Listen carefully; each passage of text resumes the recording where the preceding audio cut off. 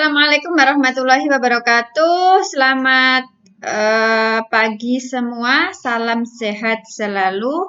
Kembali lagi bersama saya pada segmen Ayo Belajar. Pada segmen ini saya akan membahas tentang pasar output atau nama lainnya adalah pasar barang. Di mana pasar ini dibedakan menjadi dua, pasar persaingan sempurna dan pasar persaingan tidak sempurna. Kemudian pasar persaingan tidak sempurna juga dibedakan menjadi beberapa pasar. Yang pertama adalah pasar monopoli, pasar persaingan monopolistik, pasar oligopoli, kemudian ada monopsoni dan oligopsoni. Nah, yang pertama adalah pasar persaingan sempurna, di mana namanya saja persaingan sempurna, jadi persaingannya lengkap atau sempurna. Nah, kondisi pasar di mana terdapat banyak penjual dan pembeli di dalamnya. Jadi terdapat banyak sekali penjual dan pembeli di dalamnya. Contohnya adalah pasar sayur ya, pasar wortel, pasar kentang, pasar cabai. Jadi pasar sayur itu disebut pasar persaingan sempurna. Kenapa? Karena pasar wortel ya harganya ya segitu, wortel tidak bisa dinaikkan terlalu tinggi atau diturunkan terlalu rendah. Jadi harganya ya sama gitu ya setiap pasar. Ciri-cirinya adalah jumlah penjual dan pembelinya sangat banyak.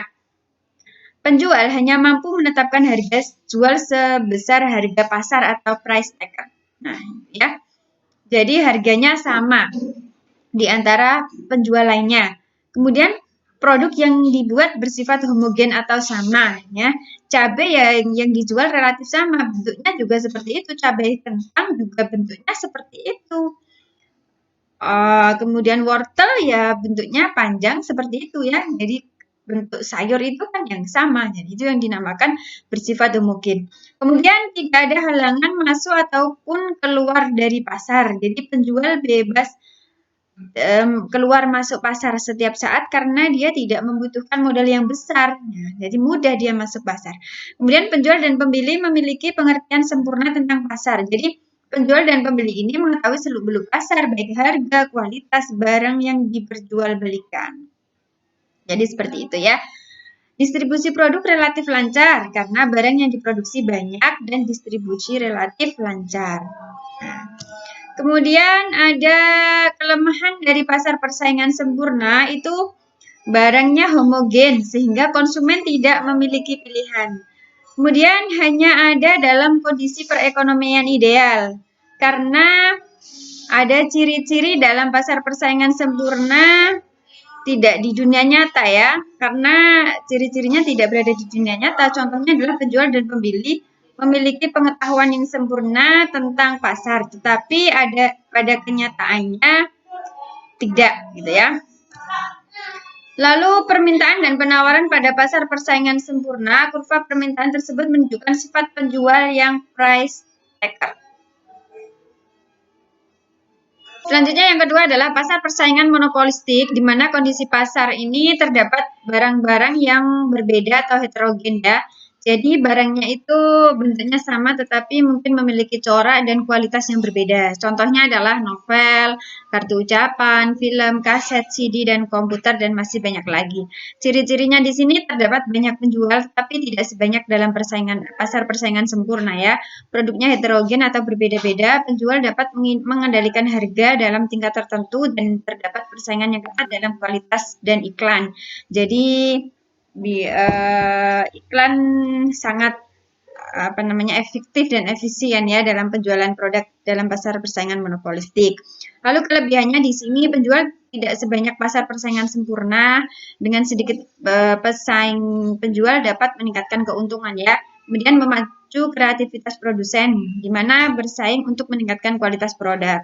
Lalu kelemahannya di sini biayanya mahal ya untuk ke pasar monopolistik. Untuk masuk ke pangsa pasar tertentu dibutuhkan riset dan pengembangan produk. Kemudian persaingan sangat berat, pasar biasanya didominasi oleh produk yang telah bernama, sehingga sulit bagi produk baru untuk meyakinkan konsumen. Nah, itulah ciri-ciri dari pasar persaingan monopolistik. Lalu yang ketiga adalah pasar oligopoli. Di sini kondisi pasar hanya ada sedikit penjual atau beberapa penjual, biasanya 2-10 penjual ya. 2-20 dengan jumlah pembelinya banyak ya. Contohnya adalah mobil, motor, pesawat terbang. Nah, seperti itu. Ciri-cirinya hanya ada beberapa perusahaan yang mendominasi pasar. Contohnya di sini adalah Toyota, Suzuki, Honda ya. Ada produsen yang barangnya serupa, ada juga yang menawarkan barang yang berbeda. Mobil yang jenisnya berbeda, baja yang serupa juga, jasa yang berbeda juga kan seperti itu.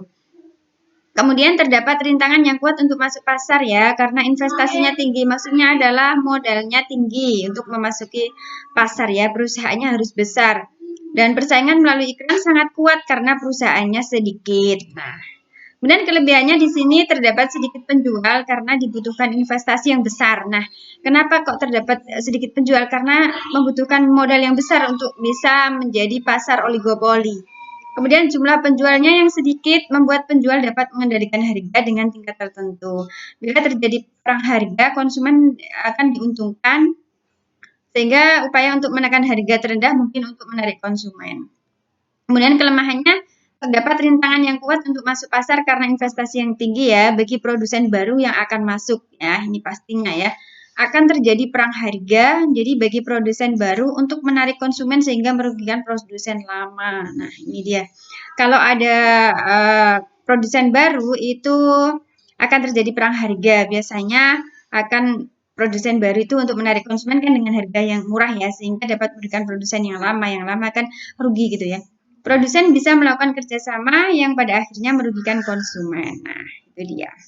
Maksudnya di sini antara produsen dengan produsen lain akan bekerja sama sehingga dengan harga yang tidak murah gitu ya. Jadi harganya disamakan. Nah, akhirnya merugikan konsumen. Kemudian yang ketiga adalah pasar monopoli. Dari namanya saja mono berarti hanya satu ya, di mana hanya terdapat satu penjual. Penjualnya hanya satu. Contohnya adalah PDAM ya, air bersih, pipa gas, dan listrik kan nggak ada ya. Barang substitusi untuk listrik dan gas itu kan tidak ada gitu ya. Jadi penjualnya hanya satu. Hanya ada satu penjual dan banyak pembeli, tidak ada perusahaan yang dapat membuat barang substitusi yang sempurna. Nah, jadi barang pengganti yang sempurna untuk listrik atau PLN itu kan tidak ada gitu ya. Kemudian rintangan cukup berat untuk masuk ke pasar dikarenakan satu, sumber daya kunci dikuasai oleh satu perusahaan tunggal ya. Kemudian pemerintah memberikan hak eksklusif kepada sebuah perusahaan tunggal. Kemudian biaya produksi menjadi lebih efisien jika hanya ada satu produsen tunggal yang membuat produk itu daripada banyak perusahaan atau monopoli alamnya gitu ya. Kemudian untuk dapat melayani kebutuhan penduduk, sebuah perusahaan harus membuat jaringan. Nah, bila ada lebih dari satu perusahaan yang membangun jaringan, bayangkan betapa penuh sesaknya jaringan yang ada kan gitu ya. Biaya produksi menjadi tidak efisien. Kemudian pembeli tidak punya pilihan lain dan dalam membeli barang kan, mau nggak mau kan kita harus beli di sana kan gitu. Jadinya bebas dia menentukan harga. Keuntungan hanya terpusat pada satu perusahaan, betul, karena hanya satu perusahaan yang menguasai pasar. Kemudian harga ditentukan oleh perusahaan. Kalau hanya ada satu perusahaan, mau nggak mau kan harus mengikuti harga yang ditentukan oleh perusahaan. Jadi seperti itu contoh ciri dari pasar monopoli. Jadi kelebihannya adalah keuntungan menjadi lebih tinggi pasti ya. Untuk produk yang menguasai hajat hidup orang banyak diatur oleh pemerintah ya. Dan menguntungkan konsumen karena penjual tidak bisa menentukan harga semena-mana. Jadi seperti itu ya. Seperti listrik itu kan diatur oleh pemerintah. Kemudian kelemahannya pembeli tidak ada pilihan lain untuk membeli barang. Keuntungan hanya terpusat pada satu perusahaan ya. Terjadi eksploitasi pembeli. Kalau perusahaan pemegang monopoli mau menetapkan harga semau mereka, akibatnya konsumen merasa dirugikan dan dieksploitasi. Kemudian ada pasar monopsoni dan oligopsoni. Kalau monopsoni itu kebalikannya dari monopoli ya. Jadi kalau monopoli tadi penjualnya banyak, sekarang monopsoni itu pembelinya banyak. Jadi dan oligopsoni pembelinya hanya beberapa atau sedikit.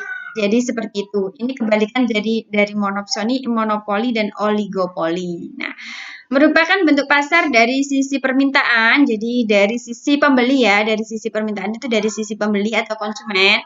Dan monopsoni merupakan sebuah pasar dengan pembeli tunggal dan banyak penjual. Penjualnya banyak, tapi pembelinya tunggal. Oligopsoni merupakan sebuah pasar dengan beberapa pembeli dan banyak penjual. Nah, contohnya peternak susu sapi yang hanya bisa menjual pada satu-satunya atau beberapa pabrik susu saja. Oleh karena itu, pihak pembeli dapat mempengaruhi harga. Jadi, yang menentukan ini adalah pembeli. Misalnya peternak susu itu kan banyak sekali ya peternak susu. Tetapi yang membeli di mana? Apakah bisa dijual ke toko batu bata? Nggak bisa, ke toko baja juga nggak bisa kan? Nah, menjualnya kan harus di apa namanya? Kepada perusahaan susu kan. Jadi pembelinya di sini adalah perusahaan susu. Jadi pembelinya hanya satu dan penjualnya di sini banyak gitu ya. Nah, oleh karena itu pembeli yaitu perusahaan susu itu tadi yang bisa menentukan harga belinya gitu ya. Oke, di sini ada satu tugas, pilihlah pasar monopolistik yang ingin kalian selidiki. Jadi hanya pasar monopolistik saja yang ada beberapa banyak penjual tadi ya dan barangnya heterogen, kemudian lengkapi kolom di bawah ini.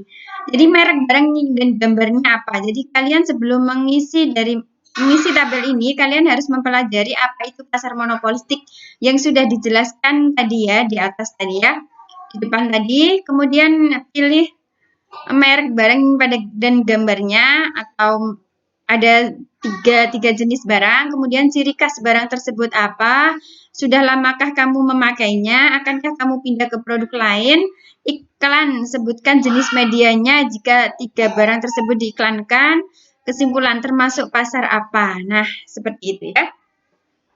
Oke, itu saja segmen Ayo Belajar pada pertemuan kali ini, pada video kali ini. Semoga bermanfaat. Terima kasih perhatiannya. Wassalamualaikum warahmatullahi wabarakatuh.